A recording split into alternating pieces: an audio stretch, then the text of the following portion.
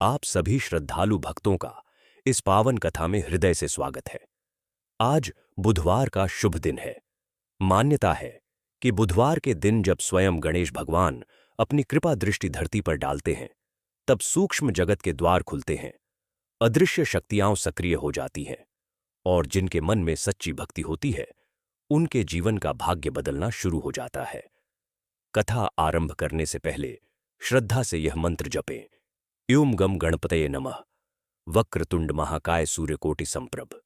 निर्विघ्नं कुरु मे देव सर्वकार्येषु सर्वदा। यह कथा है उस समय की जब धरती पर धर्म था, परंतु मनुष्यों के हृदय में संशय भी था। यह कथा है एक ऐसे रहस्य की जिसे देवताओं ने भी युगों तक छुपा कर रखा। यह कथा है स्वयं भगवान गणेश की अद्भुत लीला की, जो आज तक किसी ने नहीं सुनी।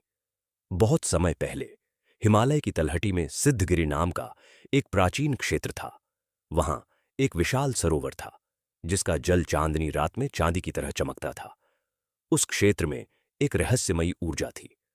लोग कहते थे कि वहां हर बुधवार रात को आकाश से एक सूक्ष्म प्रकाश उतरता है और सरोवर के जल को स्पर्श कर अदृश्य हो जाता है। किसी ने उस प्रकाश को स्पष्ट रूप से नहीं देखा, पर उसकी अनुभूति हर भक्त ने की थी। उसी सिद्धगिरि में एक ब्राह्मण परिवार रहता था। परिवार का सबसे छोटा पुत्र था ईशान। बचपन से ही उसका मन सामान्य बच्चों जैसा नहीं था। जब बाकी बच्चे खेलते, वह मिट्टी से गणेश जी की प्रतिमा बनाकर उनसे बातें करता। उसकी मां अक्सर मुस्कुराकर कहती, यह बच्चा साधारण नहीं है, इसे गणपति की विशेष कृपा है। एक दिन बुधवार की भोर में जब आकाश हल्का गुलाबी था और पक्षियों की मधुर ध्वनि वातावरण में गूंज रही थी, ईशान ने स्वप्न देखा। स्वप्न में एक दिव्य बालक उसके सामने प्रकट हुआ। उसका मुख गजानन का था, पर शरीर बालक जैसा। उसके चारों ओर प्रकाश मंडल था और उसकी आंखों में अनंत शांति। वह बोले, ईशान, समय आ गया है। सिद्धगिरि का रहस्य तुम्हें जानना होगा। ईशान हड़बड़ाकर उठा। उसका हृदय तेजी से धड़क रहा था। उसने उसी क्षण सरोवर की ओर जाने का निश्चय किया। जैसे ही वह वहां पहुंचा, उसने देखा कि जल सामान्य से अधिक शांत था। हवा स्थिर थी और अचानक आकाश से वही सूक्ष्म प्रकाश उतरने लगा, जिसे लोग वर्षों से केवल अनुभूति में जानते थे। प्रकाश धीरे धीरे सरोवर के मध्य में उतरा। जल लहराया नहीं, बल्कि मानो उसे स्वीकार कर रहा हो। तभी सरोवर के भीतर से एक गहरी ध्वनि गूंजी, वक्रतुंडाय नमः। ईशान स्तब्ध रह गया। वह समझ चुका था कि यह कोई साधारण घटना नहीं। उसी क्षण उसके सामने वही दिव्य स्वरूप प्रकट हुआ जिसे उसने स्वप्न में देखा था। वह स्वयं गणेश थे। गणेश जी ने कहा, सिद्धगिरि में एक प्राचीन शक्ति सुप्त अवस्था में है। यह शक्ति सृष्टि के संतुलन से जुड़ी है, परंतु युगों पहले एक असुर ने इसे प्राप्त करने का प्रयास किया था। तब देवताओं ने इसे यहां सरोवर के नीचे छुपा दिया। अब समय फिर से परिवर्तित हो रहा है। उस शक्ति को सुरक्षित रखना होगा। ईशान ने साहस कर पूछा, प्रभु, मैं तो एक साधारण बालक हूं, मैं क्या कर सकता हूं? गणेश जी मुस्कुराए, सच्ची भक्ति ही सबसे बड़ी शक्ति है। जिस हृदय में छल नहीं, वही इस रहस्य का रक्षक बन सकता है। इतना कहकर उन्होंने अपनी सूंड से सरोवर के जल को स्पर्श किया। जल के भीतर से एक कमल प्रकट हुआ। वह कमल साधारण नहीं था। उसकी पंखुड़ियां स्वर्णिम थीं और उसके केंद्र में एक चमकता हुआ बीज था, दिव्य तेज का बीज। यह कि ये प्रज्ञा बीज है, गणेश जी बोले। जब तक यह सुरक्षित है, धरती पर धर्म की जड़ें मजबूत रहेंगी, पर यदि यह किसी दुष्ट के हाथ लगा तो संतुलन बिगड़ सकता है। ईशान ने श्रद्धा से हाथ जोड़ दिए। उसी क्षण उसके शरीर में एक अनोखी ऊर्जा प्रवाहित हुई। उसे लगा जैसे उसके भीतर कोई जाग रहा है, कोई प्राचीन स्मृति, कोई भूला हुआ उद्देश्य। तभी आकाश में काले बादल घिर आए। सरोवर का जल अशांत हो उठा। गणेश जी का स्वर गंभीर हो गया, वह आ गया। सरोवर के दूसरे छोर पर एक अंधकारमय आकृति उभरी। वह असुर था, कालकेतु। युगों पहले जिसे देवताओं ने पराजित किया था, पर उसका सूक्ष्म रूप अब भी अस्तित्व में था। उसने कुटिल हंसी हंसते हुए कहा, गणेश, तुमने सोचा था कि मैं उस शक्ति को भूल जाऊंगा? समय बदल चुका है। ईशान का शरीर कांप उठा, पर गणेश जी के चरणों की ओर देखते ही उसका भय कम हो गया। गणेश जी ने शांत स्वर में कहा, अहंकार हमेशा विनाश की ओर ले जाता है, कालकेतु। यह शक्ति तुम्हारे लिए नहीं, कालकेतु ने अपनी मायावी शक्ति से आकाश में तूफान उत्पन्न कर दिया। बिजली कड़कने लगी, सरोवर की लहरें ऊंची उठने लगीं। ईशान गिर पड़ा, पर उसने कमल को अपने हृदय से लगा लिया। गणेश जी ने अपना विराट रूप धारण किया। उनका शरीर आकाश जितना विशाल हो गया। उनकी सूंड से दिव्य प्रकाश निकला, जिसने अंधकार को चीर दिया। धरती कांप उठी, पर्वतों से ध्वनि गूंजने लगी, गम गम गम। कालकेतु ने अपनी समस्त शक्ति लगा दी, पर गणेश जी के सामने उसका अंधकार टिक नहीं पाया। अंततः एक प्रचंड प्रकाश विस्फोट हुआ और कालकेतु का सूक्ष्म रूप नष्ट हो गया। सरोवर शांत हो गया, आकाश निर्मल हो गया। गणेश जी ने ईशान की ओर देखा। यह तो आरंभ था, असली परीक्षा अभी बाकी है। यह शक्ति केवल बाहरी शत्रुओं से ही नहीं, बल्कि मनुष्य के भीतर के अज्ञान से भी खतरे में है। तुम्हें यात्रा करनी होगी, अपने भीतर और बाहर दोनों की। ईशान ने पूछा, प्रभु, मैं अकेला कैसे जाऊंगा? गणेश जी ने उसके मस्तक को स्पर्श किया। जहां भी सच्ची श्रद्धा होगी, मैं वहां रहूंगा। हर बुधवार तुम्हें मेरा संकेत मिलेगा। इतना कहकर वे प्रकाश में विलीन हो गए। ईशान सरोवर के किनारे अकेला खड़ा था, पर अब वह पहले जैसा नहीं था। उसके हाथ में स्वर्ण कमल था, उसके हृदय में साहस था, और उसके सामने एक लंबी यात्रा थी। उस दिन से सिद्धगिरि में परिवर्तन आने लगा। लोग कहते थे कि बुधवार की रात को अब केवल प्रकाश ही नहीं, बल्कि मधुर संगीत भी सुनाई देता है, मानो स्वयं गणेश वहां विराजमान हो। पर ईशान जानता था, यह शांति स्थायी नहीं। कालकेतु का अंत हुआ था, पर अंधकार की जड़ें अभी भी कहीं गहरी थीं। और यहीं से शुरू होती है वह महान यात्रा, जो केवल एक बालक की नहीं, बल्कि समस्त मानवता के भीतर के प्रकाश की खोज की यात्रा है। सिद्धगिरि में उस रात के बाद एक विचित्र शांति छा गई, पर वह सामान्य शांति नहीं थी। मानो पूरा क्षेत्र किसी बड़ी घटना की प्रतीक्षा कर रहा हो। ईशान ने स्वर्ण कमल को अपने कक्ष में एक स्वच्छ वेदी पर स्थापित किया। जैसे ही बुधवार की अगली भोर हुई, कमल से हल्की स्वर्णिम आभा निकलने लगी। वह आभा कमरे की दीवारों पर मंडल बनाने लगी, ज्यामितीय आकृतियां, प्राचीन चिन्ह और एक त्रिशाखा यंत्र, जो मानो किसी द्वार का संकेत दे रहा था। ईशान ने ध्यान से देखा। उसके मन में गणेश जी के शब्द गूंज उठे, हर बुधवार तुम्हें मेरा संकेत मिलेगा। वह समझ गया कि यह संकेत किसी यात्रा का निमंत्रण है। उसी समय बाहर से शंख ध्वनि सुनाई दी। गांव में किसी ने शंख नहीं बजाया था। ध्वनि मानो आकाश से उतर रही थी। ईशान सरोवर की ओर चला।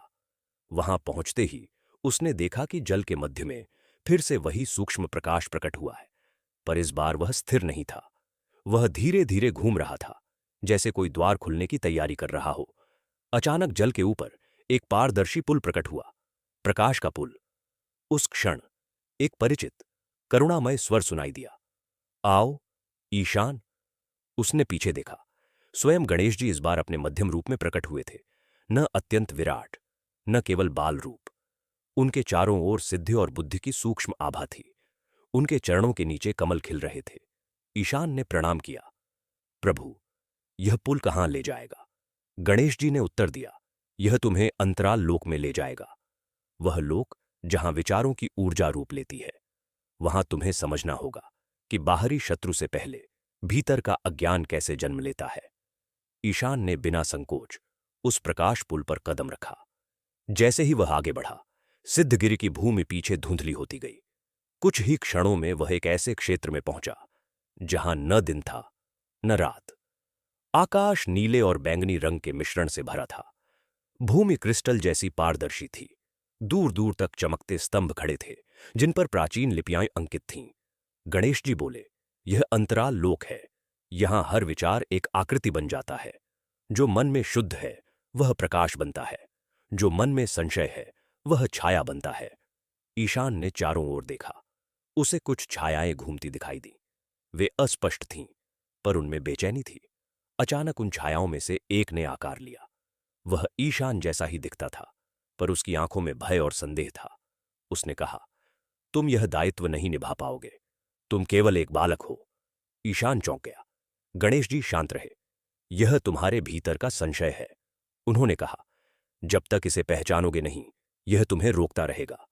छाया ने आकार बदल लिया। अब वह कालकेतु जैसी प्रतीत हो रही थी। उसने कहा, शक्ति तुम्हें नष्ट कर देगी, तुम इसे सुरक्षित नहीं रख सकोगे। ईशान के हाथ कांपने लगे। उसने स्वर्ण कमल को कसकर पकड़ा। उसे लगा कि कमल की आभा मंद पड़ रही है। उसी क्षण गणेश जी ने अपनी सूंड से एक दिव्य प्रकाश रेखा खींची, जो ईशान के हृदय तक पहुंची। स्मरण करो, उन्होंने कहा, भय केवल विचार है, सत्य उससे परे है। ईशान ने आंखें बंद की और मंत्र जपा, ओम गम गणपतये नमः। जैसे ही मंत्र की ध्वनि उसके भीतर गूंजी, छाया कांपने लगी। वह धीरे धीरे विलीन होने लगी। अंतराल, लोक का आकाश उज्ज्वल हो उठा। गणेश जी मुस्कुराए।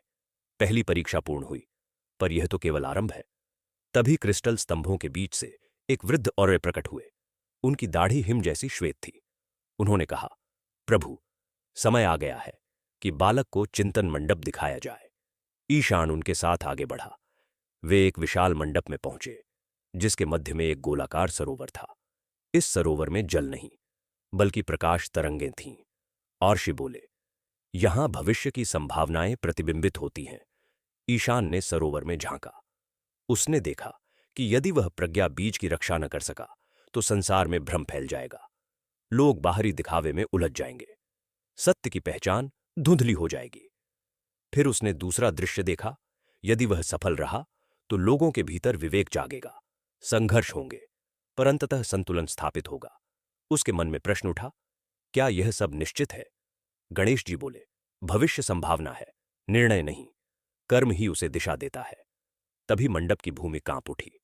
प्रकाश सरोवर में तरंगें उठीं। एक नई छाया उभरी, पहले से अधिक सशक्त। यह केवल ईशान के मन की छाया नहीं थी, यह सामूहिक भय की ऊर्जा थी, जो युगों से संचित थी। उसने गूंजती आवाज में कहा, मनुष्य सत्य नहीं चाहता, वह आसान मार्ग चाहता है। तुम्हारा प्रयास व्यर्थ है। ईशान ने पहली बार क्रोध महसूस किया। उसने कहा, नहीं, मनुष्य के भीतर प्रकाश है। छाया हंसी, यदि प्रकाश है, तो अंधकार क्यों बार बार लौटता है? ईशान निरुत्तर हो गया। वह गणेश जी की ओर देखने लगा। गणेश जी ने गंभीर स्वर में कहा, अंधकार का अस्तित्व प्रकाश की अनुपस्थिति से है, उसकी शक्ति से नहीं। याद रखो ईशान, जब भी मनुष्य स्वयं को भूलता है, अंधकार बढ़ता है। यह सुनकर ईशान ने स्वर्ण कमल को सरोवर के ऊपर उठाया। कमल से प्रखर आभा निकली। वह आभा सरोवर में उतरी और तरंगों को शांत करने लगी। छाया पीछे हटने लगी। अंततः वह धुएं की तरह विलीन हो गई। अर्षि ने कहा, अब यह बालक केवल रक्षक नहीं रहा, यह जागरूक संरक्षक है।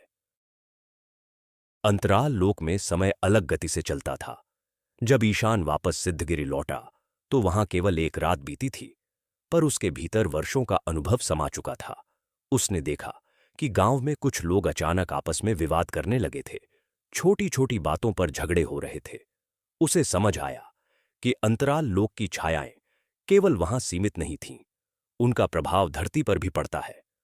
उसी रात उसे पुनः स्वप्न आया। इस बार गणेश जी ने कहा, अगली परीक्षा ध्वनिलोक में होगी। वहां शब्दों की शक्ति को समझना होगा, क्योंकि विचार से जन्मी छाया शब्द से फैलती है। ईशान ने अनुभव किया कि यह यात्रा केवल अलौकिक नहीं, व्यावहारिक भी है। यदि मनुष्य के शब्द कटु हों, तो समाज में अंधकार बढ़ता है। यदि शब्द सत्य और करुणा से भरे हों, तो प्रकाश फैलता है। बुधवार की अगली सुबह जब वह सरोवर पहुंचा, तो इस बार जल से मधुर वीणा की ध्वनि उठ रही थी। प्रकाश पुल पुनः प्रकट हुआ। गणेश जी ने कहा, चलो, अगला द्वार खुल रहा है। ईशान के मन में अब भय कम और उत्साह अधिक था।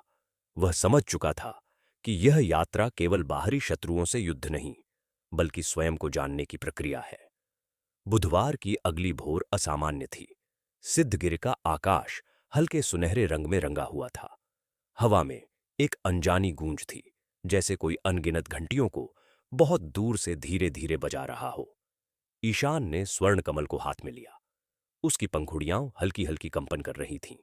उसे महसूस हुआ कि आज कुछ अत्यंत महत्वपूर्ण होने वाला है। वह सरोवर की ओर चला। जैसे ही वह वहां पहुंचा, उसने देखा कि जल की सतह पर वृत्ताकार तरंगें बन रही हैं। हर तरंग से एक सूक्ष्म ध्वनि निकल रही थी, गम गम अगोग्य। यह ध्वनि साधारण नहीं थी, वह सीधे उसके हृदय में उतर रही थी। अचानक आकाश से दिव्य प्रकाश उतरा और उसके मध्य में स्वयं गणेश जी प्रकट हुए। इस बार उनका स्वरूप अत्यंत तेजस्वी था। उनके चारों ओर अनगिनत सूक्ष्म अक्षर घूम रहे थे, संस्कृत के बीज मंत्र, प्राचीन अर्चाएं और दिव्य ध्वनियां। हर अक्षर चमक रहा था। गणेश जी ने गंभीर परंतु करुणामय स्वर में कहा, ईशान, ध्वनिलोक में प्रवेश करना सरल नहीं। यहां शब्दों की शक्ति से सृष्टि बनती और बिगड़ती है। मनुष्य अक्सर शब्दों को हल्का समझता है, पर वही शब्द संसार का संतुलन बिगाड़ सकते हैं। सरोवर के मध्य से प्रकाश का स्तंभ उठा और इस बार प्रकाश पुल के स्थान पर एक घूमता हुआ ध्वनि चक्र प्रकट हुआ। वह चक्र अक्षरों से बना था। हर अक्षर अपनी जगह घूम रहा था। गणेश जी बोले, इस चक्र से गुजरना होगा। ध्यान रहे, यदि मन विचलित हुआ तो शब्द तुम्हें बांध लेंगे। ईशान ने गहरी श्वास ली। उसने मंत्र जपना शुरू किया, एयुम गम गणपतये नमः। जैसे ही वह चक्र में प्रवेश किया, उसके चारों ओर अक्षरों का तूफान उठ खड़ा हुआ। अ, उ, म की गूंज चारों दिशाओं में फैल गई। क्षण भर में वह एक नए लोक में पहुंच गया। यह ध्वनि लोक था। यहां भूमि नहीं थी, केवल तरंगें थीं। हर दिशा से ध्वनियां उठ रही थीं, कुछ मधुर, कुछ कटु, कुछ भ्रमित करने वाली। दूर एक विशाल पर्वत जैसा आकार दिख रहा था, जो अनगिनत शब्दों से बना था। गणेश जी उसके साथ थे। उन्होंने कहा, यह वाक पर्वत है। यहां मानवता के सारे बोले गए शब्द संचित हैं। प्रेम के शब्द, क्रोध के शब्द, झूठ, सत्य, आशीर्वाद, श्राप, सब कुछ। ईशान ने ध्यान से देखा। पर्वत के एक भाग से मधुर प्रकाश निकल रहा था, पर दूसरे भाग से धुआं उठ रहा था। वहां कटु शब्दों की ऊर्जा जमा थी। अचानक उस धुएं से एक आकृति बनी। वह कोई राक्षस जैसा नहीं था, बल्कि एक मानव जैसा दिखता था, पर उसकी जिह्वा लंबी और आंखें लाल थीं। उसने गूंजती आवाज में कहा, मैं अपवचन हूं। जहां भी कटु शब्द बोले जाते हैं, मैं जन्म लेता हूं। जहां झूठ फैलता है, मैं बढ़ता हूं। तुम इस लोक में क्यों आए हो बालक? ईशान ने साहस जुटाकर कहा, मैं शब्दों की शक्ति को समझने आया हूं। अपवचन हंसा। मनुष्य शब्दों का दास है। वह क्रोध में बोलता है, बिना सोचे बोलता है। तुम क्या बदल पाओगे? ईशान कुछ क्षण मौन रहा। फिर उसने गणेश जी की ओर देखा। गणेश जी ने कहा, सत्य शब्द वही है जो भीतर से निकले और किसी को गिराए नहीं, उठाए। ईशान आगे बढ़ा। उसने वाक पर्वत के उस भाग को छुआ जहां प्रकाश था। वहां से आशीर्वाद, धैर्य, सत्य, करुणा जैसे शब्द चमक रहे थे। उसने उन शब्दों को अपने हृदय में समाहित किया। अचानक उसकी आवाज में कंपन बदल गया। वह बोला, अपवचन, तुम्हारा अस्तित्व तब तक है जब तक मनुष्य अचेत है, पर यदि वह सजग हो जाए तो तुम्हारी शक्ति घट जाएगी। अपवचन ने आक्रोश में शब्दों का तूफान छोड़ा। कटुवाक्य, अपमान, भ्रम सब ईशान की ओर बढ़े। वह डगमगाया। उसके कानों में शोर भर गया। उसे लगा कि वह संतुलन खो देगा। उसी क्षण गणेश जी ने अपने हाथ से एक दिव्य घंटा प्रकट किया। उन्होंने उसे हल्के से बजाया। उस घंटा की ध्वनि अत्यंत शुद्ध थी। वह ध्वनि फैलते ही कटु शब्दों का शोर कम होने लगा। गणेश जी बोले, ध्यान रखो, शुद्ध ध्वनि अशुद्ध को संतुलित कर सकती है, पर इसके लिए साधना चाहिए। ईशान ने आंखें बंद की और एक लंबा ओम उच्चारित किया। उसकी ध्वनि पहले कांपी, फिर स्थिर हुई, फिर गहराई से गूंजने लगी। वह ध्वनि पूरे ध्वनि लोक में फैल गई। अपवचन पीछे हटने लगा। उसका आकार छोटा होने लगा। अंततः वह एक छोटी सी छाया बनकर वाक पर्वत के अंधेरे भाग में सिमट गया। ध्वनि लोक का आकाश उज्ज्वल हो गया। तरंगें मधुर होने लगीं। गणेश जी मुस्कुराए। तुमने समझ लिया कि शब्द केवल ध्वनि नहीं, उत्तरदायित्व है। तभी एक नई परीक्षा सामने आई। वाक पर्वत के शिखर से एक मधुर स्त्री स्वर गूंजा। वह सरस्वती स्वर था, ज्ञान की ध्वनि। उसने कहा, बालक, शब्द की शक्ति जान ली, पर क्या मौन की शक्ति जानते हो? ईशान चौंका। मौन? उसने सोचा, शब्द तो ऊर्जा है, पर मौन? गणेश जी ने कहा, मौन वह स्थान है जहां से शुद्ध शब्द जन्म लेते हैं। यदि भीतर मौन न हो तो शब्द विकृत हो जाते हैं। अचानक ध्वनिलोक शांत हो गया। कोई तरंग नहीं, कोई गूंज नहीं, पूर्ण शून्य। यह मौन इतना गहरा था कि ईशान को अपने हृदय की धड़कन सुनाई देने लगी। पहले उसे असहजता हुई, मन में विचार उठने लगे, पर उसने ध्यान लगाया। धीरे धीरे उसे उस मौन में भी एक सूक्ष्म ध्वनि सुनाई दी। वह स्वयं का सत्य था। उसने समझ लिया, जब तक मनुष्य भीतर शांत नहीं होगा, उसके शब्द संसार में अशांति फैलाएंगे। कुछ ही क्षणों में ध्वनिलोक का संतुलन पुनः स्थापित हो गया। वाक पर्वत के अंधेरे भाग का धुआं हल्का होने लगा। गणेश जी ने कहा, अब तुम जान चुके हो, विचार से छाया जन्म लेती है, शब्द से फैलती है। अगली परीक्षा कर्म की होगी। ईशान ने पूछा, प्रभु, क्या हर लोक में यह संघर्ष होगा? गणेश जी बोले, संघर्ष नहीं, समझ होगी। जब तक मनुष्य अपने भीतर के 3 स्तर, विचार, वाणी और कर्म, को संतुलित नहीं करेगा, तब तक अंधकार लौटता रहेगा। धीरे धीरे ध्वनिलोक धुंधला होने लगा। ईशान पुनः सिद्धगिरि के सरोवर किनारे खड़ा था, पर अब उसे हर ध्वनि अलग महसूस हो रही थी। पक्षियों की चहचहाहट, हवा की सरसराहट, सब अर्थपूर्ण लग रहे थे। उसने अनुभव किया कि गांव में जहां लोग पहले झगड़ रहे थे, वहां अब कुछ परिवर्तन था। कुछ लोग अपने शब्दों पर ध्यान देने लगे थे, मानो ध्वनिलोक की ऊर्जा धरती पर भी संतुलित हो रही हो। उस रात ईशान ने स्वप्न में गणेश जी को देखा। उन्होंने कहा, अगली यात्रा कर्मलोक की है। वहां तुम समझोगे कि केवल जानना पर्याप्त नहीं, करना भी आवश्यक है। ईशान के मन में अब एक नई दृढ़ता थी। वह जानता था कि यह यात्रा केवल उसके लिए नहीं, समस्त मानवता के लिए है। हर बुधवार एक नया द्वार खुलता, एक नई शिक्षा मिलती, और वह स्वयं को और गहराई से पहचानता। बुधवार की अगली सुबह असामान्य रूप से गंभीर थी। सिद्धगिरि के आकाश में हल्के बादल थे, पर वातावरण में एक गहन स्थिरता थी। ईशान ने स्वर्ण कमल को अपनी वेदी से उठाया। इस बार उसकी पंखुड़ियां स्थिर थीं, पर उसके केंद्र से गहरी नीली आभा निकल रही थी। उसे लगा जैसे कमल किसी निर्णय की प्रतीक्षा कर रहा हो। वह सरोवर की ओर बढ़ा। जल शांत था, पर उसकी सतह के नीचे तेज प्रवाह स्पष्ट दिख रहा था। जैसे ही ईशान ने कमल को जल के ऊपर उठाया, सरोवर के मध्य से एक वृत्ताकार द्वार प्रकट हुआ। यह द्वार प्रकाश का नहीं, बल्कि गतिमान दृश्यों का था। उसमें अनगिनत घटनाएं चल रही थीं, जन्म, मृत्यु, हंसी, रोदन, युद्ध, सेवा, त्याग। उसी क्षण दिव्य प्रकाश के साथ गणेश जी प्रकट हुए। इस बार उनका स्वरूप अत्यंत गंभीर था। उनके हाथों में पाश और अंकुश के साथ एक स्वर्ण लेखनी भी थी। उन्होंने कहा, ईशान, विचार समझ लिया, वाणी समझ ली, अब कर्म समझना आवश्यक है, क्योंकि अंततः वही संसार की दिशा तय करता है। ईशान ने प्रणाम किया, प्रभु, क्या कर्मलोक में भी छाया का सामना होगा? गणेश जी ने उत्तर दिया, कर्मलोक में छाया नहीं, परिणाम सामने आता है। यहां भ्रम नहीं टिकता। ईशान ने साहस कर उस गतिमान द्वार में प्रवेश किया।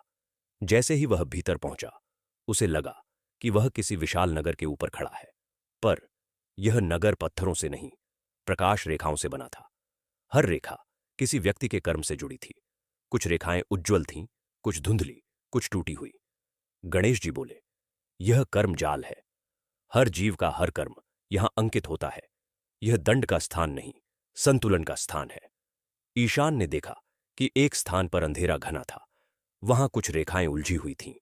जैसे ही वह पास गया, उसे एक दृश्य दिखाई दिया। सिद्धगिरि का एक व्यापारी, जो बाहर से दान करता था, पर भीतर से छल करता था। उसके कर्म जाल की रेखाएं बाहर से चमकती थीं, पर भीतर से टूट रही थीं।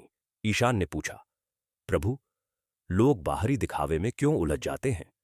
गणेश जी ने कहा, क्योंकि उन्हें परिणाम तुरंत नहीं दिखता। कर्म का फल समय के साथ प्रकट होता है, पर यहां सब स्पष्ट है। तभी एक विशाल तराजू प्रकट हुआ। उसके एक पलड़े में कर्म, दूसरे में संकल्प। गणेश जी बोले, केवल कर्म नहीं, उसके पीछे का भाव भी तौला जाता है। ईशान आगे बढ़ा। अचानक भूमि कांप उठी। कर्म जाल के अंधेरे भाग से एक आकृति उभरी। वह न तो राक्षस थी, न मनुष्य। वह बदलती रहती थी। कभी वह लोभ का रूप लेती, कभी क्रोध का, कभी आलस्य का। उसने कहा, मैं विकर्म हूं। जब कर्म बिना सजगता के होता है, मैं जन्म लेता हूं। ईशान ने दृढ़ स्वर में पूछा, तुम्हारी शक्ति कहां से आती है? विकर्म हंसा, अचेतना से। जब लोग सोचते हैं कि उनका छोटा सा गलत कार्य कोई मायने नहीं रखता, मैं मजबूत होता हूं। ईशान के मन में अपने ही छोटे छोटे भूल याद आने लगे। कभी उसने क्रोध में कठोर शब्द कहे थे, कभी किसी की सहायता करने में विलंब किया था। उसे लगा जैसे विकर्म उसकी ही ऊर्जा से बढ़ रहा हो। गणेश जी ने शांत स्वर में कहा, स्वीकार करना ही शुद्ध की पहली सीढ़ी है। ईशान ने आंखें बंद कीं। उसने मन ही मन स्वीकार किया कि वह पूर्ण नहीं है। उसने प्रार्थना की, प्रभु मुझे सजगता दें। स्वर्ण कमल की पंखुड़ियां खुल गईं। इस बार उससे नीली नहीं, उजली श्वेत आभा निकली। वह आभा कर्मजाल में फैलने लगी। जहां जहां उलझी रेखाएं थीं, वे धीरे धीरे सुलझने लगीं। विकर्म पीछे हटने लगा। पर तभी एक और दृश्य सामने आया। यह केवल व्यक्तिगत कर्म का नहीं, सामूहिक कर्म का था। युद्ध, अन्याय, शोषण, सबकी ऊर्जा एक स्थान पर जमा थी। वहां एक विशाल काला स्तंभ खड़ा था। ईशान ने भय से पूछा, यह क्या है? गणेश जी बोले, यह सामूहिक अचेतना का स्तंभ है। जब समाज मिलकर गलत दिशा में चलता है, यह बनता है। ईशान ने महसूस किया कि यह परीक्षा उससे बड़ी है। उसने कहा, प्रभु एक व्यक्ति इसे कैसे बदल सकता है? गणेश जी मुस्कुराए। एक दीपक अंधकार को पूरी तरह मिटा न सके, पर दिशा दिखा सकता है। उसी क्षण ईशान ने देखा कि कुछ स्थानों पर छोटे छोटे प्रकाश बिंदु हैं। वे उन लोगों के कर्म थे जो सत्य के लिए खड़े हुए, जिन्होंने सेवा की, जिन्होंने कठिनाई में भी सही मार्ग चुना। वे बिंदु छोटे थे पर स्थिर थे। ईशान ने अपने स्वर्ण कमल को उन बिंदुओं की ओर उठाया। कमल से निकली ऊर्जा उनसे जुड़ने लगी। धीरे धीरे वे बिंदु आपस में रेखाओं से जुड़ गए। एक प्रकाश जाल बनने लगा। काला स्तंभ कांप उठा। विक्रम चिल्लाया, यह असंभव है, मनुष्य एकजुट नहीं हो सकते। ईशान ने दृढ़ स्वर में कहा, जब चेतना जागती है, एकजुटता स्वतः आती है। गणेश जी ने अपनी स्वर्ण लेखनी से आकाश में एक मंत्र अंकित किया, कर्मण्येवाधिकारस्ते। मंत्र की ध्वनि फैलते ही कर्मलोक में संतुलन स्थापित होने लगा।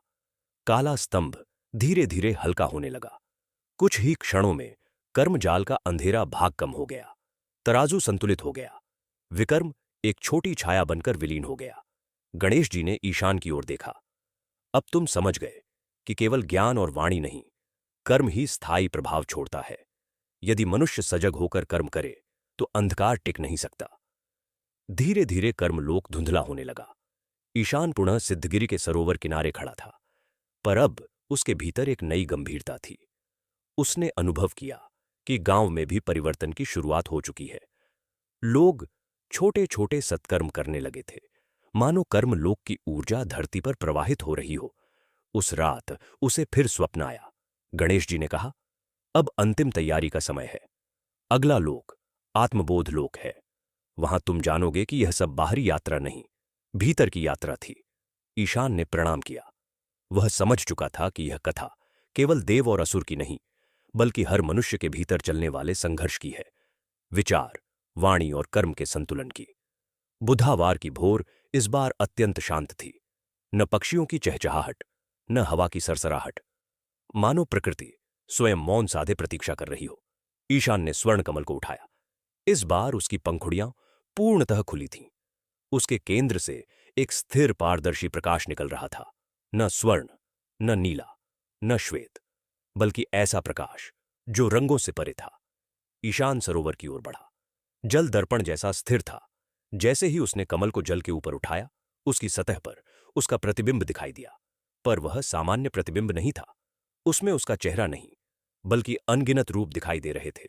बालक, युवक, वृद्ध, ज्ञानी, भयभीत, साहसी। वह चौंक गया। तभी प्रकाश प्रकट हुआ और गणेश जी सामने आए। इस बार उनका स्वरूप अत्यंत शांत और सौम्य था। उनके मुख पर गंभीर मुस्कान थी। उन्होंने कहा, ईशान, अब तक तुमने लोगों को देखा, अब स्वयं को देखो। सरोवर के मध्य से कोई द्वार नहीं निकला, बल्कि जल स्वयं प्रकाश में बदल गया। गणेश जी बोले, आत्मबोध लोक कहीं बाहर नहीं, यह उसी क्षण खुलता है जब साधक भीतर उतरने को तैयार होता है। ईशान ने आंखें बंद की। जैसे ही उसने मंत्र जपा, इयुम गम गणपतये नमः, उसे लगा कि वह धीरे धीरे भीतर डूब रहा है। पर यह डूबना भय का नहीं, गहराई का था। उसे लगा जैसे वह अपने ही चेतना के सागर में प्रवेश कर रहा हो। कुछ क्षणों बाद उसने स्वयं को एक विशाल शून्य में खड़ा पाया। वहां न आकाश था, न भूमि, केवल प्रकाश के सूक्ष्म कण तैर रहे थे। दूर एक दीपक जल रहा था, छोटा पर अत्यंत स्थिर। गणेश जी का स्वर गूंजा, यह तुम्हारा चैतन्य दीप है। जब तक यह जलता है तुम मार्ग नहीं खो सकते। ईशान दीपक की ओर बढ़ा। जैसे ही वह पास पहुंचा, उसके सामने एक दर्पण प्रकट हुआ। उसमें उसने अपने जीवन के सभी क्षण देखे। बचपन की मासूमियत, मित्रों के साथ हंसी, छोटी भूलें, क्षणिक ईर्ष्या, सेवा के पल, साहस के निर्णय। हर दृश्य स्पष्ट था। अचानक दर्पण में एक नया दृश्य उभरा। उसमें ईशान अत्यंत शक्तिशाली दिख रहा था। उसके पास दिव्य शक्ति थी। लोग उसका सम्मान कर रहे थे। पर धीरे धीरे उस दृश्य में उसका चेहरा बदलने लगा। उसमें अहंकार की रेखाएं उभर आईं। उसकी आंखों में कठोरता आ गई। ईशान ने घबराकर पीछे हटना चाहा। यह मैं नहीं हूं। गणेश जी प्रकट हुए। यह संभावित तुम हो। शक्ति जब विवेक के बिना मिलती है तो अहंकार जन्म लेता है। ईशान का हृदय कांप उठा। प्रभु, क्या मैं भी ऐसा बन सकता हूं? गणेश जी ने शांत स्वर में कहा, हर साधक के सामने यह परीक्षा आती है। आत्मबोध का अर्थ केवल अपनी अच्छाई देखना नहीं, अपनी संभावित त्रुटि को भी स्वीकार करना है। दर्पण का दृश्य बदल गया। अब उसमें एक और रूप दिखाई दिया। ईशान साधारण जीवन जी रहा है, पर भीतर से शांत है। वह दूसरों को प्रेरित कर रहा है, पर स्वयं को केंद्र में नहीं रख रहा। गणेश जी बोले, सच्चा रक्षक वही है जो स्वयं को साधन समझे, लक्ष्य नहीं। तभी शून्य में हलचल हुई। प्रकाश कण एकत्रित होने लगे। उनसे एक विशाल आकृति बनी। वह न पूर्ण अंधकार थी, न पूर्ण प्रकाश। उसका चेहरा बदलता रहता था।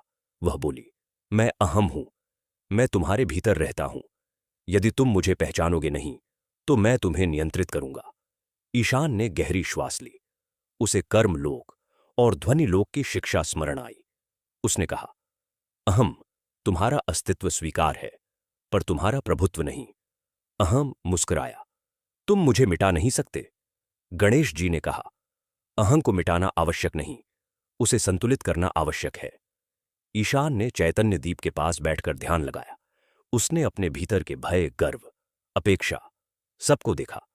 उसने किसी को दबाया नहीं, किसी से भागा नहीं। धीरे धीरे अहं की आकृति छोटी होने लगी। वह एक सूक्ष्म बिंदु में सिमट गई और चैतन्य दीप के नीचे स्थिर हो गई। शून्य में प्रकाश फैल गया। अब वहां एक कमल प्रकट हुआ, स्वर्ण कमल से भिन्न। यह पारदर्शी था। गणेश जी बोले, यह आत्मबोध का कमल है। जब साधक स्वयं को जान लेता है तभी वह प्रज्ञा बीज की रक्षा का वास्तविक अर्थ समझता है। ईशान ने पूछा, प्रभु, क्या प्रज्ञा बीज बाहरी वस्तु है? गणेश जी मुस्कुराए, वह प्रतीक है। वास्तविक प्रज्ञा तुम्हारे भीतर है। बाहरी कमल केवल तुम्हें स्मरण कराता है। उसी क्षण आत्मबोध लोक में एक कंपन हुआ। दूर से एक सूक्ष्म छाया उभरी। यह कालकेतु नहीं था। यह कोई बाहरी शत्रु नहीं था। यह सामूहिक अहं का रूप था। वह ऊर्जा जो समाज में विभाजन, प्रतिस्पर्धा और श्रेष्ठता की भावना से जन्म लेती है। उसने कहा, यदि हर व्यक्ति आत्मबोध पा लेगा तो मैं कहां रहूंगा? गणेश जी ने उत्तर दिया, जहां अज्ञान होगा वहां तुम रहोगे, पर जहां जागृति होगी वहां तुम्हारी शक्ति घटेगी। ईशान ने आत्मबोध कमल को उठाया। उसके प्रकाश से वह छाया पीछे हटने लगी। पर इस बार युद्ध नहीं हुआ, केवल प्रकाश और छाया का संतुलन हुआ। छाया पूर्णतः नष्ट नहीं हुई, पर सीमित हो गई। गणेश जी ने कहा, यही सत्य है। अंधकार को पूर्णतः मिटाया नहीं जाता, उसे संतुलित किया जाता है। धीरे धीरे आत्मबोध लोक विलीन होने लगा। ईशान ने स्वयं को फिर सिद्धगिरि के सरोवर किनारे खड़ा पाया, पर अब वह पहले जैसा नहीं था। उसके भीतर स्थिरता थी। उसे समझ आ चुका था कि प्रज्ञा बीज की रक्षा केवल बाहरी युद्ध नहीं, बल्कि भीतर की जागृति है। उसने देखा कि गांव में लोग अब अधिक शांत हैं। छोटे छोटे मतभेद भी संवाद से सुलझने लगे हैं, मानो आत्मबोध की ऊर्जा धीरे धीरे फैल रही हो। उस रात उसे स्वप्न में गणेश जी पुनः दिखाई दिए।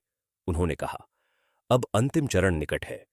अगले बुधवार तुम्हें जानना होगा कि प्रज्ञा बीज का अंतिम उद्देश्य क्या है। तब तक अपने भीतर के दीप को जलाए रखो। ईशान ने प्रणाम किया। वह समझ चुका था कि यह यात्रा केवल व्यक्तिगत नहीं, सामूहिक है।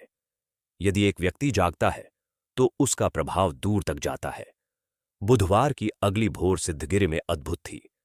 आकाश में हल्की स्वर्णिम लाली थी, पर वातावरण में एक गहरी ऊर्जा थी, जैसे किसी महानिर्णय का समय निकट हो। ईशान ने स्वर्ण कमल को उठाया। इस बार कमल का प्रकाश स्थिर नहीं था, वह स्पंदित हो रहा था, मानो भीतर कोई पुकार रहा हो। ईशान सरोवर की ओर चला। जल के ऊपर इस बार कोई प्रकाश स्तंभ नहीं उठा, बल्कि पूरा सरोवर धीरे धीरे घूमने लगा। जल भंवर की तरह गोलाकार घूम रहा था, पर उसमें भय नहीं था, केवल शक्ति थी। तभी दिव्य आभा के साथ गणेश जी प्रकट हुए। इस बार उनका स्वरूप अत्यंत विराट था। उनका मुकुट आकाश को छू रहा था और उनके चारों ओर अनगिनत लोगों की छवियां घूम रही थीं। उनकी आंखों में करुणा थी, पर साथ ही गंभीरता भी। उन्होंने कहा, ईशान, अब तक तुमने विचार, वाणी, कर्म और आत्मबोध का ज्ञान पाया। अब समय है संकल्प लोक का, वह लोक जहां निर्णय ब्रह्मांडीय प्रभाव उत्पन्न करते हैं। ईशान ने विनम्रता से पूछा, प्रभु, क्या यह अंतिम परीक्षा है?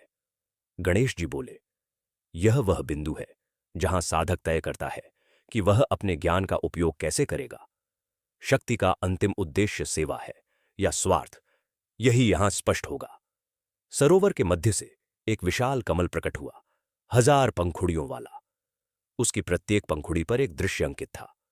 कुछ पंखुड़ियों पर ईशान का जीवन सामान्य रूप से चलता दिख रहा था, कुछ पर वह एक महान संत के रूप में पूजित हो रहा था, कुछ पर वह एक राजा के सलाहकार के रूप में था, और कुछ पर वह एकांत में गुमनाम रहकर लोगों के जीवन में परिवर्तन ला रहा था। गणेश जी ने कहा, संकल्प लोक में तुम्हें चुनना होगा। प्रत्येक पंखुड़ी एक संभावना है। ईशान ने ध्यान से देखा। एक पंखुड़ी अत्यंत उज्ज्वल थी। उसमें वह स्वयं दिव्य शक्तियों से युक्त था। लोग उसे प्रणाम कर रहे थे, उसके नाम के जयकारे लग रहे थे। उसके भीतर क्षण भर के लिए एक हल्का गर्व उठा, पर तुरंत आत्मबोध की शिक्षा स्मरण आई। दूसरी पंखुड़ी पर उसने स्वयं को एक साधारण शिक्षक के रूप में देखा, जो बच्चों को सत्य और सजगता सिखा रहा था। कोई विशेष सम्मान नहीं, पर गहरी शांति थी। तीसरी पंखुड़ी पर उसने देखा कि वह प्रज्ञा बीज को किसी सुरक्षित स्थान पर छुपाकर स्वयं दूर चला गया है, ताकि कोई उसे खोज न सके। गणेश जी ने गंभीर स्वर में कहा, स्मरण रखो, संकल्प केवल तुम्हारा नहीं, आने वाले युगों का मार्ग तय करेगा।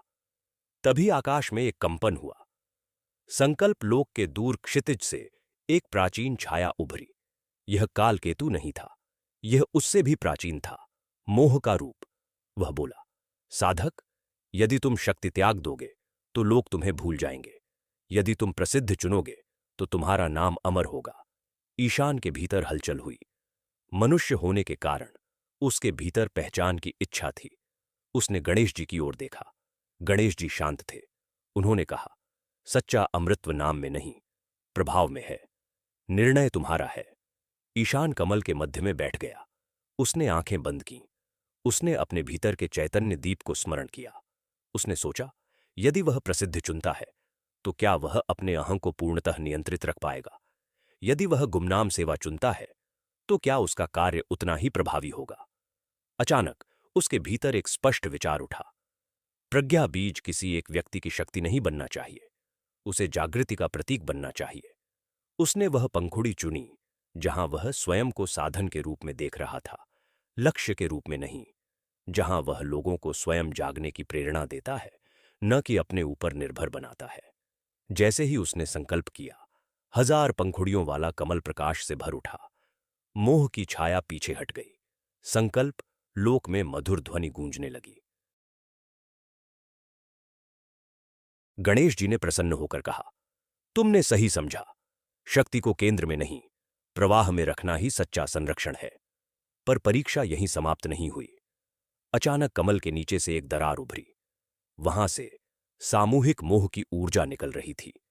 लोगों की अपेक्षाएं, उनकी आसक्ति, उनका भय कि यदि कोई मार्गदर्शक न रहा तो वे भटक जाएंगे। ईशान ने अनुभव किया कि लोग अक्सर किसी को आदर्श बनाकर स्वयं जिम्मेदारी से बचते हैं। उसने कहा, प्रभु, यदि मैं स्वयं को पीछे रखूंगा तो क्या लोग सच में जागेंगे? गणेश जी ने उत्तर दिया, तुम केवल दीप जला सकते हो, चलना उन्हें स्वयं होगा। ईशान ने स्वर्ण कमल को दोनों हाथों में उठाया और संकल्प लोक के मध्य में स्थापित किया। कमल की जड़ें प्रकाश बनकर चारों दिशाओं में फैल गईं। वह अब किसी एक स्थान का नहीं रहा। उसकी ऊर्जा सिद्धगिरि से आगे दूर दूर तक फैलने लगी। संकल्प लोक धीरे धीरे शांत हुआ। गणेश जी का स्वर गूंजा, अब प्रज्ञा, बीज सुरक्षित है, क्योंकि यह किसी वस्तु में नहीं, चेतना में स्थापित हो चुका है। क्षण भर में ईशान स्वयं को पुनः सिद्धगिरि के सरोवर किनारे खड़ा पाया, पर इस बार सरोवर साधारण जलाशय जैसा लग रहा था। कोई प्रकाश स्तंभ नहीं, कोई भंवर नहीं, सब कुछ सामान्य। ईशान समझ गया, असली परिवर्तन भीतर हुआ है। दिन बीतने लगे। उसने गांव में लोगों को छोटे छोटे सत्कर्म के लिए प्रेरित करना शुरू किया। वह किसी चमत्कार की चर्चा नहीं करता था, केवल सजगता, सत्य और सेवा की बात करता था। धीरे धीरे सिद्धगिरि का वातावरण बदलने लगा।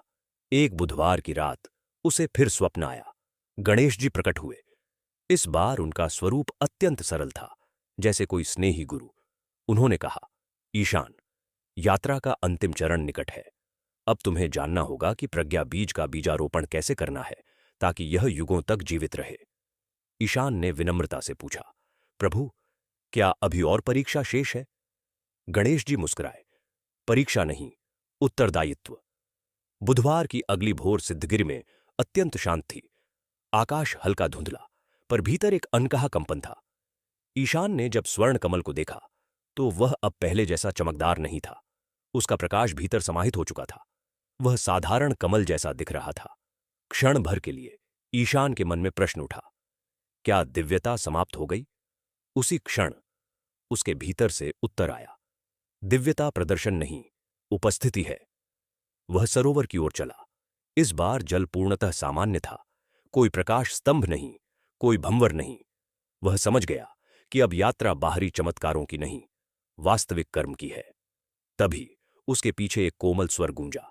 उसने मुड़कर देखा, स्वयं गणेश जी प्रकट थे, पर इस बार अत्यंत सरल स्वरूप में, जैसे किसी साधु का रूप हो। उनका तेज भीतर छिपा हुआ था। उन्होंने कहा, ईशान, अब तक तुमने लोकों की यात्रा की, अब तुम्हें लोक में ही बीज बोना है। बीज तब तक जीवित नहीं रहता जब तक वह धरती में न जाए। ईशान ने पूछा, प्रभु, प्रज्ञा बीज तो चेतना में स्थापित हो चुका है, फिर बीजारोपण कैसे? गणेश जी बोले, ज्ञान यदि साझा न हो तो वह स्थिर हो जाता है। स्थिरता से जड़ता जन्म लेती है। तुम्हें लोगों के भीतर वह चैतन्य दीप जगाना होगा जो तुमने आत्मबोध लोक में देखा था। ईशान ने प्रणाम किया। उसी क्षण उसे एक दृष्टि मिली। उसने देखा कि सिद्धगिरि के बाहर संसार में असंतुलन बढ़ रहा है। लोग बाहरी सफलता में उलझ रहे हैं, शब्द तीखे हो रहे हैं, कर्म स्वार्थ से प्रेरित हो रहे हैं, आत्मबोध दुर्लभ हो रहा है। गणेश जी ने कहा, यही समय है, बीज को खेत चाहिए। ईशान ने पूछा, प्रभु, क्या मुझे दूर दूर जाना होगा? गणेश जी मुस्कुराए, पहला बीज अपने निकट बो, परिवर्तन तरंगों की तरह फैलता है। अगले ही दिन से ईशान ने गांव में एक छोटा सा स्थान चुना, एक वटवृक्ष के नीचे। उसने वहां बच्चों को इकट्ठा करना शुरू किया। वह उन्हें चमत्कारों की कथा नहीं सुनाता था, वह उन्हें सजगता, सत्य और संतुलन की बातें सिखाता था। वह कहता, विचार को देखो, शब्द को परखो, कर्म को समझो। धीरे धीरे बच्चे ही नहीं, बड़े भी वहां आने लगे। पहले जिज्ञासा से, फिर आकर्षण से, फिर श्रद्धा से। पर ईशान ने स्वयं को गुरु घोषित नहीं किया, वह केवल संवाद करता था। एक दिन एक युवक आया। उसने कहा, यदि ज्ञान इतना सरल है तो लोग भटकते क्यों हैं? ईशान ने उत्तर दिया, क्योंकि सरलता स्वीकार करना कठिन होता है। यह सुनकर युवक मौन हो गया। उसके भीतर कुछ बदलने लगा। दिन बीतते गए। सिद्धगिरि का वातावरण परिवर्तित होने लगा, परंतु परिवर्तन के साथ विरोध भी आता है। गांव के कुछ लोग कहने लगे, यह बालक लोगों को पुरानी परंपराओं से दूर कर देगा, यह नया मार्ग सिखा रहा है। ईशान ने सुना, पर प्रतिक्रिया नहीं दी। उसे ध्वनिलोक की शिक्षा याद थी, शब्दों को प्रतिक्रिया से नहीं, सजगता से उत्तर देना चाहिए। उसी रात उसे स्वप्न में गणेश जी दिखाई दिए। उन्होंने कहा, बीज अंकुरित होने लगा है, पर स्मरण रखो, जब अंकुर निकलता है तो उसे तूफान भी झेलना पड़ता है। अगले बुधवार की भोर में आकाश अचानक घिर गया। तेज वर्षा शुरू हुई। वट वृक्ष के नीचे का स्थान जल से भर गया। लोग सोचने लगे कि यह स्थान अशुभ है। कुछ ने ईशान को दोष भी दिया। ईशान क्षण भर के लिए विचलित हुआ। उसने सोचा, क्या यह संकेत है कि मैं गलत दिशा में जा रहा हूं? उसी समय उसे आत्मबोध लोक का चैतन्य दीप स्मरण आया। उसने वर्षा में ही खड़े होकर मंत्र जपना शुरू किया। एयुम गम गणपतये नमः। कुछ ही क्षणों में वर्षा थम गई। बादलों के बीच से सूर्य की किरणें निकलीं और सीधे वटवृक्ष पर पड़ीं। वहां एक छोटा सा अंकुर उग आया था, बिल्कुल उस स्थान पर जहां वह बैठता था। लोग आश्चर्यचकित रह गए। ईशान मुस्कुराया। उसने कहा, देखो, बीज को मिट्टी और जल दोनों चाहिए, विरोध भी आवश्यक है। धीरे धीरे विरोध शांत हो गया। गांव में छोटे छोटे परिवर्तन स्पष्ट दिखने लगे। लोग विवाद से पहले संवाद करने लगे। व्यापारी ईमानदारी पर ध्यान देने लगे। बच्चे एक दूसरे की सहायता करने लगे। परंतु दूर कहीं सामूहिक मोह की ऊर्जा अब भी सक्रिय थी। संसार में अन्य स्थानों पर असंतुलन बढ़ रहा था। ईशान को अनुभव हुआ कि उसका कार्य केवल सिद्धगिरी तक सीमित नहीं रह सकता। एक रात उसे ध्यान में एक दृष्टि मिली। उसने देखा कि प्रज्ञा बीज की ऊर्जा तरंगों की तरह फैल सकती है, यदि वह इसे केवल शब्दों तक सीमित न रखे, बल्कि उदाहरण से जीवित रखे। अगले दिन उसने निर्णय लिया कि वह स्वयं सेवा में अग्रणी रहेगा। उसने खेतों में काम करना शुरू किया, वृद्धों की सहायता की, बीमारों के पास बैठा। लोग समझ गए, यह केवल उपदेश नहीं, आचरण है। यही बीजारोपण था। एक बुधवार की रात, जब चंद्रमा पूर्ण था, गणेश जी पुनः प्रकट हुए। इस बार उनका स्वरूप अत्यंत प्रसन्न था। उन्होंने कहा, ईशान, प्रज्ञा बीज अब धरती में है, परंतु अभी अंतिम चरण शेष है, इसे युगों तक सुरक्षित रखने की व्यवस्था। ईशान ने पूछा, प्रभु, क्या यह कार्य मुझसे अकेले होगा? गणेश जी बोले, नहीं, अब तुम्हें ऐसे लोगों को तैयार करना होगा जो स्वयं दीप बन सकें। बीज तभी सुरक्षित है जब वह अनेक रूपों में अंकुरित हो। ईशान ने समझ लिया। उसने अपने निकट के कुछ सजग युवाओं को तैयार करना शुरू किया। उन्हें उसने वही शिक्षा दी। विचार, वाणी, कर्म, आत्मबोध, संकल्प और सेवा का संतुलन। धीरे धीरे सिद्धगिरी एक केंद्र बन गया। लोग दूर दूर से आने लगे। पर ईशान ने किसी मंदिर या संस्था की स्थापना नहीं की। उसने कहा, सच्चा मंदिर भीतर है। बुधवार की भोर इस बार अत्यंत गूढ़ थी। आकाश में बादल नहीं थे, फिर भी वातावरण में हल्का कंपन था। ईशान वटवृक्ष के नीचे बैठा था। वह अब केवल एक साधक नहीं, बल्कि मार्गदर्शक बन चुका था। पर उसके भीतर अभी भी वही विनम्रता थी। उसने आंखें बंद कीं और ध्यान लगाया। अचानक उसके भीतर एक दृश्य उभरा, सिद्धगिरी का भविष्य। उसने देखा कि वर्षों बाद यह स्थान एक आश्रम में बदल चुका है। लोग दूर दूर से आ रहे हैं, पर साथ ही उसने यह भी देखा कि कुछ लोग ज्ञान को संस्था और शक्ति में बदलने का प्रयास कर रहे हैं। कुछ लोग नाम और प्रसिद्ध के पीछे भाग रहे हैं। ईशान का हृदय हल्का सा विचलित हुआ। उसने सोचा, क्या बीज फिर से मोह में फंस जाएगा? उसी क्षण एक दिव्य प्रकाश उसके सामने प्रकट हुआ। स्वयं गणेश जी प्रकट हुए। इस बार उनका स्वरूप अत्यंत शांत और गंभीर था, जैसे कोई पिता अंतिम शिक्षा दे रहा हो। उन्होंने कहा, ईशान, बीज अंकुरित हुआ है, वृक्ष बनने की यात्रा प्रारंभ हो चुकी है, पर वृक्ष को तूफानों से भी गुजरना होगा। ईशान ने पूछा, प्रभु, क्या असंतुलन फिर लौटेगा? गणेश जी बोले, असंतुलन कभी पूर्णतः समाप्त नहीं होता। वह स्मरण दिलाने आता है कि सजगता निरंतर चाहिए। उसी समय सिद्धगिरी में एक नई घटना हुई। कुछ बाहरी लोग गांव में आए। उन्होंने कहा कि वे यहां एक विशाल मंदिर बनाना चाहते हैं, ताकि इस स्थान की ख्याति दूर दूर तक फैले। गांव के लोग उत्साहित हो गए।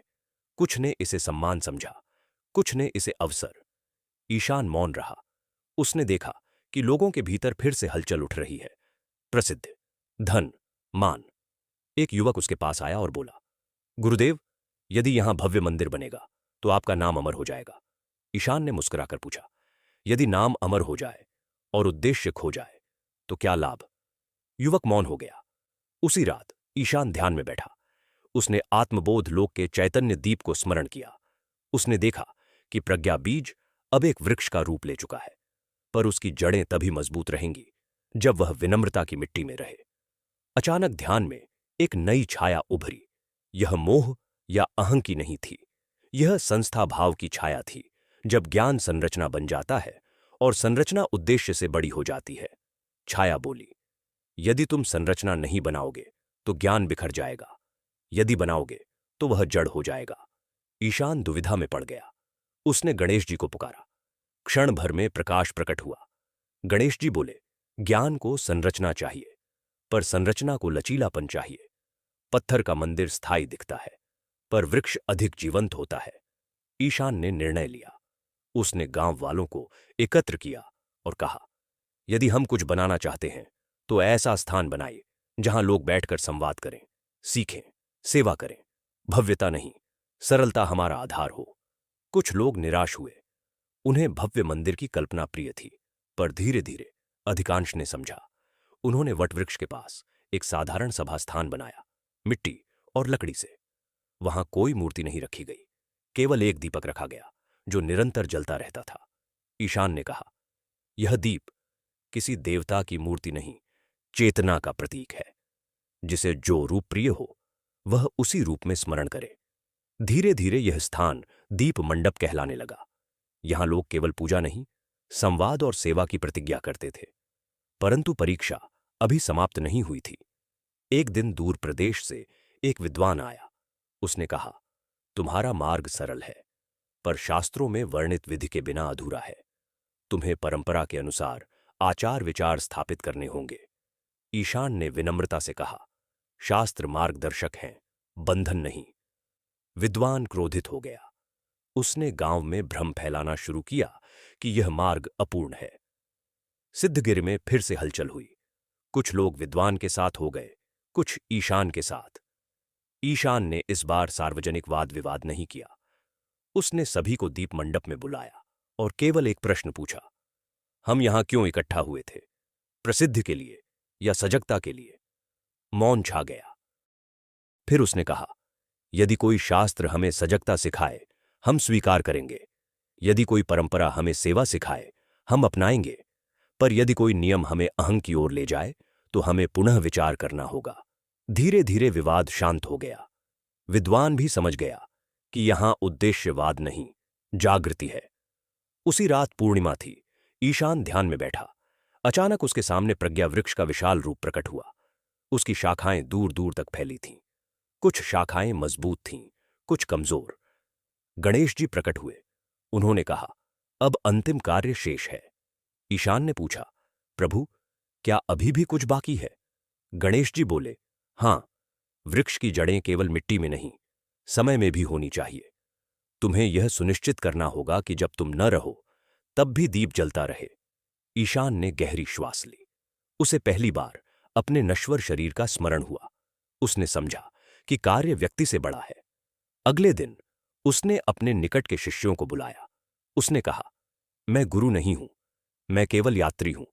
यदि यह दीप तुम्हारे भीतर जलेगा, तभी यह जीवित रहेगा। उसने उन्हें अलग अलग दिशाओं में भेजने का निर्णय लिया। कुछ को पड़ोसी गांवों में, कुछ को दूर प्रदेशों में। उसने कहा, जहां जाओ संस्था मत बनाओ, संवाद बनाओ। जहां दीप जले वहां सजगता हो।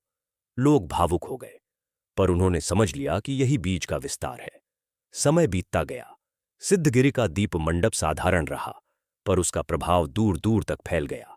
ईशान वृद्ध होने लगा, पर उसकी आंखों में वही शांति थी। एक अंतिम बुधवार की भोर में, जब आकाश स्वर्णिम था, ईशान वटवृक्ष के नीचे बैठा। उसने स्वर्ण कमल को देखा। वह अब पूर्णतः साधारण था। उसने मुस्कुराकर कहा, प्रभु, बीज अब मेरा नहीं। तभी दिव्य प्रकाश प्रकट हुआ। स्वयं गणेश जी सामने थे। उनका स्वरूप अत्यंत उज्ज्वल था। उन्होंने कहा, ईशान, तुमने कार्य पूर्ण किया। प्रज्ञा बीज अब अनेक हृदयों में है। यही सच्चा संरक्षण है। ईशान ने विनम्रता से प्रणाम किया। उसी क्षण उसके भीतर का चैतन्य दीप और प्रखर हो उठा। उसे लगा जैसे वह प्रकाश में विलीन हो रहा है। और उसी क्षण सिद्धगिरि के दीप मंडप का दीप और तेज जलने लगा। एयुएम गम गणपते नमः। वक्रतुंड महाकाय सूर्यकोटि संप्रभ। निर्विघ्नं कुरु मे देव सर्वकार्येषु सर्वदा। अब कथा वहां से आगे बढ़ती है जहां नवम भाग समाप्त हुआ था। ईशान ने प्रज्ञा बीज को चेतना में स्थापित कर दिया था। दीप मंडप में जलता दीप अब केवल एक लौ नहीं था, बल्कि एक परंपरा का प्रतीक बन चुका था। परंपरा जो संस्था नहीं, सजगता पर आधारित थी। समय बीत चुका था। ईशान अब वृद्ध हो चुका था। उसके बाल श्वेत हो गए थे, पर उसकी आंखों में वही शांत प्रकाश था जो आत्मबोध लोक में चैतन्य दीप के सामने प्रकट हुआ था। सिद्धगिरि बदल चुका था। वह अब बाहरी भव्यता से नहीं, बल्कि भीतर की स्थिरता से पहचाना जाता था। परंतु समय की अंतिम परीक्षा अभी शेष थी। एक वर्ष ऐसा आया जब पूरे क्षेत्र में भयंकर सूखा पड़ा। नदियां सूख गईं, खेत बंजर हो गए, लोगों के मन में भय फैल गया। दूर दूर से समाचार आने लगे कि कई स्थानों पर लोग आपस में संघर्ष करने लगे हैं। अभाव ने सजगता की परीक्षा ले ली। सिद्धगिरि में भी चिंता फैलने लगी। कुछ लोगों ने कहा, दीप जलाने से पेट नहीं भरता। कुछ ने कहा, हमें कठोर नियम बनाने होंगे। कुछ ने कहा, हमें किसी शक्तिशाली संरक्षक की आवश्यकता है। ईशान ने सबकी बातें सुनी। उसने देखा कि बाहरी संकट ने भीतर की शांति को डगमगा दिया है। उसे समझ आ गया, यही अंतिम परीक्षा है। एक बुधवार की भोर में वह वटवृक्ष के नीचे बैठा। दीप मंडप का दीप मंद जल रहा था। हवा शुष्क थी। उसने आंखें बंद कीं और अपने जीवन की पूरी यात्रा स्मरण की। अंतराल लोक, ध्वनि लोक, कर्म लोक, आत्मबोध लोक, संकल्प लोक, बीजारोपण। तभी उसके भीतर एक प्रश्न उठा, क्या यह सब केवल शांति के समय के लिए था? संकट में क्या होगा? उसी क्षण दिव्य प्रकाश प्रकट हुआ। स्वयं गणेश जी सामने थे। उनका स्वरूप इस बार अत्यंत विराट था, पर उनकी आंखों में वही करुणा थी। उन्होंने कहा, ईशान, सजगता की वास्तविक परीक्षा अभाव में होती है। जब सब कुछ अनुकूल हो, तब संतुलन सरल होता है, पर जब संकट आए, तब भीतर का दीप ही मार्ग दिखाता है। ईशान ने पूछा, प्रभु, क्या हमें चमत्कार की प्रतीक्षा करनी चाहिए? गणेश जी मुस्कुराए, चमत्कार सजग कर्म में छिपा होता है। ईशान समझ गया। उसने गांव के लोगों को एकत्र किया। उसने कहा, यदि जल कम है तो हमें बांटना सीखना होगा। यदि अन्न कम है तो हमें मिलकर श्रम करना होगा। यदि भय है तो हमें एक दूसरे का हाथ पकड़ना होगा। कुछ लोग संशय में थे, पर ईशान स्वयं खेत में उतरा। उसने सूखी भूमि पर श्रम करना शुरू किया। उसने वर्षा के जल को संचय करने के छोटे छोटे उपाय सुझाए। उसने कहा, हम प्रतीक्षा नहीं करेंगे, हम प्रयास करेंगे। धीरे धीरे लोग जुड़ने लगे। दीप मंडप में केवल प्रार्थना नहीं, योजना बनने लगी।